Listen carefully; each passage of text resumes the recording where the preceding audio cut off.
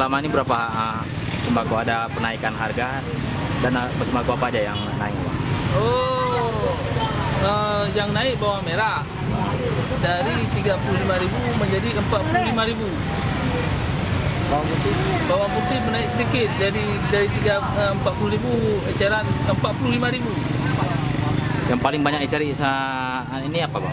Jahe merah, jahe merah, jahe merah, jahe putih, temulawak, kemudian batang serai dan kencur untuk daya tahan tubuh untuk obat-obat corona. Itu berapa harganya?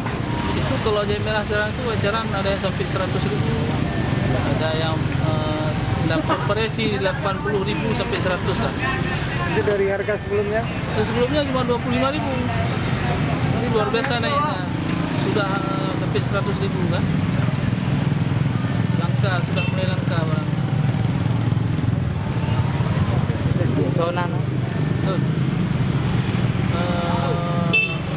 Dan panggilan. Iya. Bang Lin. Bang Lin. Hai guys.